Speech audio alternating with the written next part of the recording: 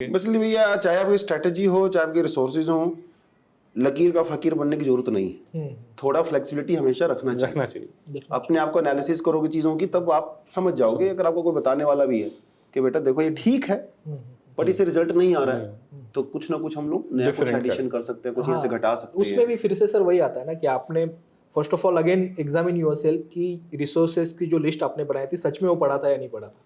ठीक है, ऐसा भी होगा ना फिर से कि तुमने वो अच्छे से पढ़ाई नहीं है और फिर आप कह रहे हो कि मेरे रिसोर्स की वजह से मेरा प्रीलिम्स नहीं हुआ। तो first of all again analyse yourself कि did you study that resource properly, जिस तरीके से पढ़ना था उसको, क्योंकि शायद बाकी टॉपर्स भी तो वही रिसोर्स पढ़ रहे हैं, उनका तो हो रहा है तुम्हारा नहीं हो रहा है, तो पहले वो देखो तुमने कराया नहीं। और फिर नेक्स्ट उसमें देखना आपको चाहिए कि लेट्स से आपने जो पार्ट स्किप किया है शायद वो रिसोर्स आप उसमें ऐड कर सकते हो। जैसे हिस्ट्री में अगर लेट्स से एनसीईआरटी आपने पढ़ा है तो may be next time NCERT revise तो करोगे आप, तो आप तमिलनाडु हिस्ट्री का जो बुक है उसको ऐड करके देखना। ओके, शायद उसमें कुछ एक्स्ट्रा इन्फॉर्मेशन आपके पास होगी। ओके, तो उस तरीके से एडिशन में हम कुछ लगता है फ्रेशनेस भी आती है। हाँ, थोड़ा अलग भी वो चीजें स्टैग्नेंट हो गई थी। मैं तो एक पॉइंट बताइए, एनालिसिस वाला पार्ट है ना, अब ये हमने बोला है बट कोई ढंग से नहीं करता, सब इसको मेंटली वैसे ही करते हैं। इसलिए हम लोग मेंटरशिप में क्या करते हैं, ये जो एनालिसिस जो करते हैं हर एक सब्जेक्ट के लिए हम उनसे पूछते हैं कि भाई आपने प्रीलिम्स में इसके लिए क्या पढ़ा, मेंस के लिए इससे क्या पढ़ा। वहीं हमें पता चल जाता है कि जैसे पॉलिटी एंड गवर्नेंस के लिए मैं पूछता हूँ कि प्रीलिम्स में इसके लिए क्या पढ़ा, वो बोलते हैं सर लक्ष्मीकांत। फिर मैं पूछता हूँ आपने एनसीईआरटीज पढ़ी है, कहते सर हाँ हमने पढ़ी। मैंने कहा अच्छा आपने कितनी बार पढ़ी है एनसीईआरटी, कुछ एनसीईआरटी से नोट बना के लक्ष्मीकांत में ऐड किए, नहीं किए। तो वो आपने एनसीईआरटी पढ़ी, उसका कंटेंट तो कभी आप ना रिवाइज करोगे ना यूज कर पाओगे, बस जो आपने पढ़ा है ओरिजिनली लक्ष्मीकांत ही पढ़ा है।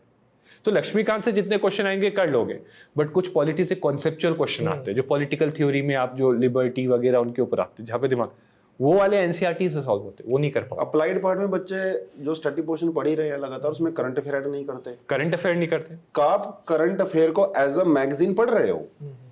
आपने जो स्टैटिक नोट्स पिछले 2-3 साल में बनाए हैं जो आपका प्रीलिम्स नहीं क्लियर हो रहा है, आप वहां पे उनको एज एन एग्जांपल के तौर पे आप उनको क्यों नहीं ऐड कर रहे हो, ताकि नेक्स्ट टाइम अपने स्टैटिक पार्ट को भी पढ़ो तो आप उससे रिलेट तो करो कि अच्छा यार ये चीज जो है यहाँ पे करंट अफेयर में आई थी, तो मेंस के आंसर लिखने में आपको बेटर रहेगा आपके लिए।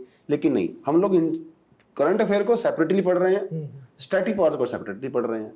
और सर मुझे लगता है इसमें ना थोड़ा कोचिंग में भी टीचर्स ने भी अभी चेंज होना चाहिए, क्योंकि अब वो ज़माना चला गया, अब थोड़ा सा अलग तरीके से आपको पढ़ना है। वो क्या है कि वही 7-8 साल पहले का content again they are teaching that only.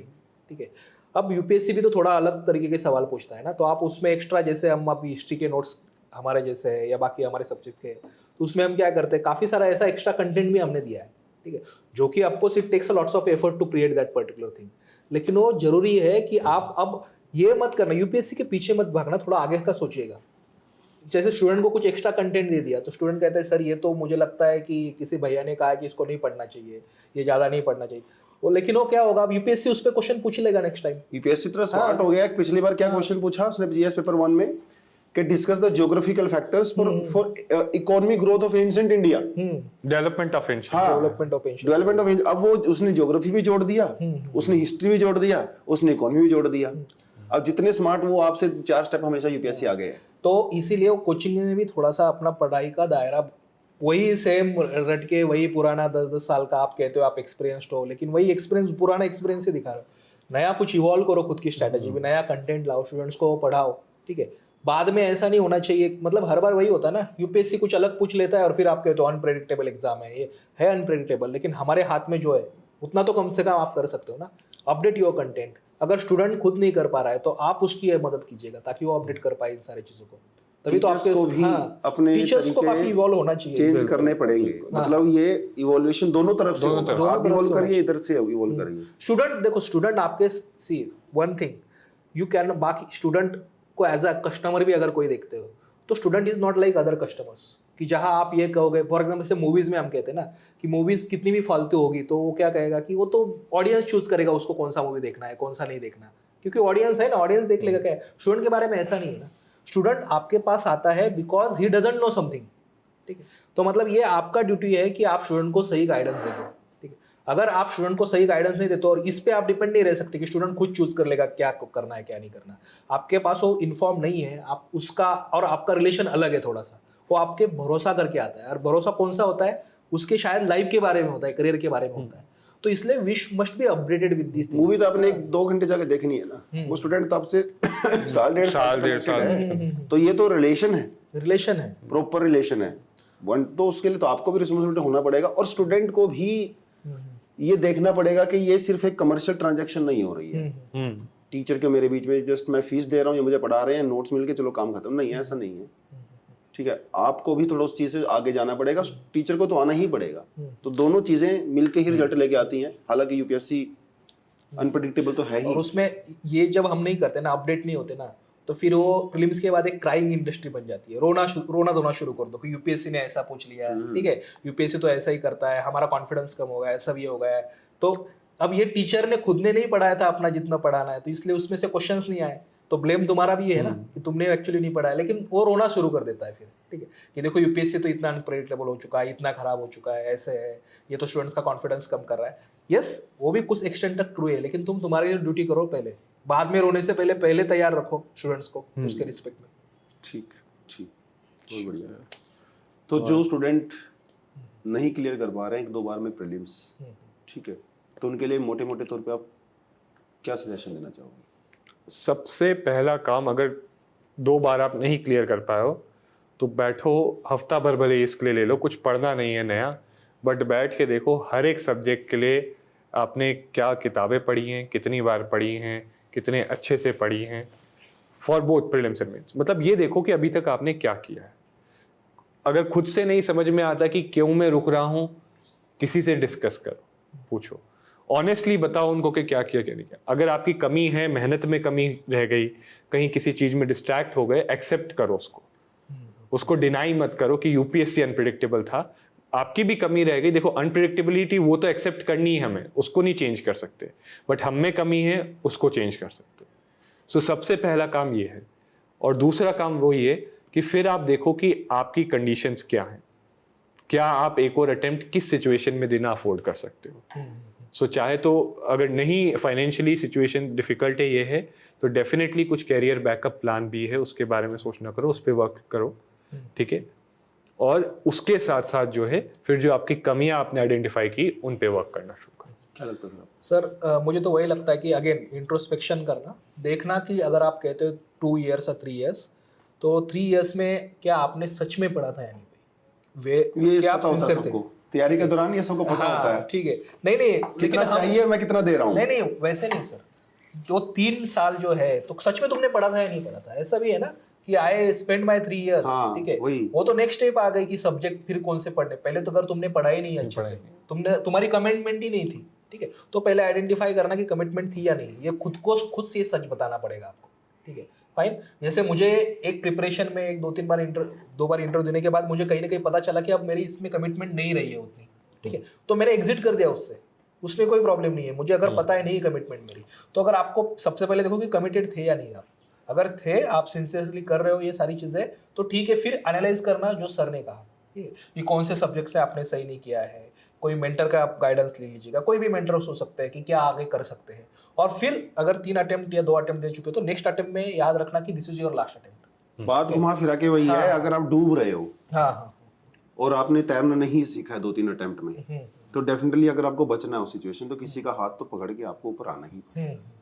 तो हेल्प लेने से बिल्कुल मत कतराएं, मेरा तो ये मानना है। अगर आप के आसपास कोई है आपके क्लोज तो वेल एंड गुड है, नहीं तो किसी अच्छे मेंटर का आप हाथ पकड़ के, कम डूबोगे तो नहीं, आपका सही रास्ता दिखा के जो है आपको लगा सकते हैं। सही है। तो सेल्फ लर्निंग ऑफ कोर्स बहुत अच्छी चीज है, लेकिन एक मेंटर के साथ अगर आप सेल्फ लर्निंग करते हो, आई डोंट थिंक उससे बेटर कोई आज के टाइम में ऑप्शन है। पढ़ तो सभी रहे हैं, सब पढ़ रहे हैं मोर और लेस। दिक्कत दूसरी चीजों में भी है, स्ट्रेटेजी हो जाए, आपकी खुद की पर्सनैलिटी हो, आपने जिस तरीके से तैयारी किया वो तरीका ठीक नहीं हो, है ना, तो सिर्फ यूपीएससी को ब्लेम देते रहेंगे तो फिर तो आप लकीर को पीटते रहो, उससे कुछ होने वाला तो है नहीं। तुम्हारे लिए तो यूपीएससी बदलेगा नहीं, अपने आप को ही बदलना पड़ेगा, बदलना तो ऑब्वियसली बात है, ठीक है, वो तो बदल। हाँ, तो शायद यूपीएससी बदलना भी चाहता है हमें, या स्टूडेंट्स को बदलना भी चाहता है कि अब ये बस बहुत हो गया आपका, कि आप ये आपकी 5 ईयर प्लान लेके मत आना यहाँ पे। सही बात ठीक है, आप कुछ ऑनेस्टली आप भी सोचिएगा कि ये करना चाहिए। एंड लास्टली एक रियलिटी, मतलब स्टूडेंट्स जो भी आता है इस प्रिपरेशन में उसको एक्सेप्ट करना चाहिए कि इस एग्जाम में गारंटी नहीं है। You have to accept this reality, ये सच्चाई है। ये मतलब इसको अपनी लाइफ का एक आप एम बना सकते हो, बहुत इंपॉर्टेंट माइलस्टोन आपके लिए, बट इसको अपनी लाइफ तो लाइफ नहीं बना लाइफ नहीं सकते। बना सकते। क्योंकि बहुत सारे स्टूडेंट हमने डिप्रेशन में जाते हुए देखे हैं, फिर वो यहाँ से एग्जॉस्ट हो गए, लाइफ में कुछ और भी नहीं कर पा रहे हैं, सारी उम्र सिर्फ इसी में चली जाती है, मेरा यूपीएससी नहीं हुआ, यूपीएससी नहीं हुआ। अरे नहीं हुआ, छोड़ो पीछे, अब आगे और कुछ कर लो, क्योंकि उन्होंने लाइफ बना लिया उसको अपना, ये नहीं तो कुछ और नहीं। तो ऐसा भी ठीक नहीं है अप्रोच। वो थोड़ा मोटिवेशन बिजनेस से थोड़ा सा वो थोड़ा अगर बाजू साइड में रहे तो अच्छी बात है, क्योंकि मोटिवेशन बिजनेस से फिर क्या होगा कि वो वैसे ही करता रहेगा, वो साइकिल में ट्रैप होता रहेगा। I don't have plan B, ठीक है, आई एम विनर, ये सब कुछ ठीक है। आप शायद फर्स्ट एक अटेम्प्ट में 2 अटेम्प्ट में आपके पास नहीं होना चाहिए प्लान बी, उस वक्त आप कॉन्सेंट्रेट करो पूरी तरीके से पढ़ाई में। बट जैसे ही आपके 2 अटेम्प्ट खत्म हो जाते हैं और आपको लगता है कि आप सिंसियरली पढ़ रहे हैं लेकिन फिर भी नहीं हो रहा है, then start thinking about changing your strategy as well as taking up something else. कोई जॉब होगा, कोई और कुछ करना है, या कोई और कोर्स करना है आपको। लेट्स से किसी ने मुझे लास्ट टाइम डिस्कशन हुआ था मेरा कि उसको फिनांस में एमबीए करना था, आई थॉट कि you should go with that, go ahead with that, ठीक है, क्योंकि आप जो पढ़ा है ऑलरेडी वही आप रिवाइज करने वाले हो। लेकिन ये ट्रू एडवाइस देता नहीं है ना उनको कोई, सब कोई मोटिवेशन ही देने में, कॉल शेयर करने में ये हो रहा है। नहीं, ये सबसे मुश्किल काम है ना, क्योंकि एक ये जो है ये शुरुआत से ही क्रिएट होता है सोशल मीडिया से। कोई जो एंटर करता है वो शुरू में सोशल मीडिया पे देखता है ये ग्लैमर वगैरह, अटैच हो जाता है। अब वो अटैचमेंट में बत्ती वाली जो स्लो मोशन की वीडियोस आती हैं, वो करके वो लॉन्ग टर्म नहीं चलता है, आईएएस आईपीएस, हाँ, वो आईएएस आईपीएस के गोल में शुरू में अटैच होके आता है, तो शुरू में वो फैक्टर होता है। बट 1-2 साल बाद फैक्टर होता है संक कॉस्ट वाला, कि 2 साल मैंने मेहनत कर दी है तो अब तो यार पीछे 2 साल पीछे नहीं जा सकता मैं। तो कभी कभी हमें एक्सेप्ट करना पड़ता है, कुछ चीजें छोड़नी पड़ती है। You have to leave some things in life. और ये सिर्फ एग्जाम नहीं, पर लाइफ में ही ये चीज अप्लाई होती है। हर चीज चिपक के नहीं बैठना है किसी चीज से, कुछ और देखो, आप लाइफ में अच्छा कर ही लोगे, सिंसियर हो लाइफ को लेकर तो कुछ ना कुछ कर ही लोगे। तो अब आप एमएस धोनी का देखना, इतना उनका करियर अच्छा था, फिर भी उन्होंने एक टाइम पे रिटायरमेंट ले ली ना, like in dignity we actually went. Okay, railway वाली नौकरी छोड़ी, वो भी एक डिसीजन लिया उन्होंने कि यार अब ये कुछ और करना पड़ेगा, यहाँ पे भी उन्होंने छोड़ा। हर चीज का ऐसा ही होता है, तो don't make it a life, ठीक है। जैसे किसी चीज को पकड़ते हो वैसे छोड़ना भी आना चाहिए। छोड़ना भी आना चाहिए, काफी इंपॉर्टेंट है, हर चीज में चाहिए, वो रिलेशनशिप में हो, ठीक है, या इस हर जगह किसी भी चीज में, हर जगह हर चीज का एडिक्शन बुरा ही है। It's painful to live that, but of course करना तो है आपको, और आपको कुछ दिन में पता चल जाता है उसके जब एडवांटेजेस। एक इट्स एक्चुअली अबाउट टाइम, ठीक है, कि मे बी शुरुआत में आपको गलत लगता है, लेकिन कुछ दिन के बाद you will get used to that. In fact आपको और अच्छा लगेगा, क्योंकि आपके लाइफ में चेंज होता है, ठीक है। पहले आप एक ही चीज बार बार कर रहे थे, now when you are having change, तो चेंज होने के बाद आपको अच्छा लगता है एक्चुअली। देखो, लड़ तो कोई टॉप पोजीशन के लिए रहा है ना हर कोई, है। कितने सारे लोग क्रिकेटर खेलते हैं, वो तो जाना 3 टीम, सब थोड़ी जाते हैं टीम इंडिया में, तो यहाँ पे सब सिलेक्शन के लिए ही आ रहे हैं। लेकिन जो नहीं भी हो पा रहा है, जिनका बहुत सारे रीजंस होने की वजह से, तो इसका मतलब ये नहीं है कि आपकी लाइफ खराब हो गई या कुछ ऐसा हो गया। आपने एक ड्रीम देखा, उसके लिए कोशिश की, ईमानदारी से कोशिश की, नहीं हो पाया, कोई बड़ी बात नहीं है। यूनिवर्स आपको देगा जरूर, आपने मेहनत की है, किसी और रास्ते से देगा, लेकिन डेफिनेटली देगा।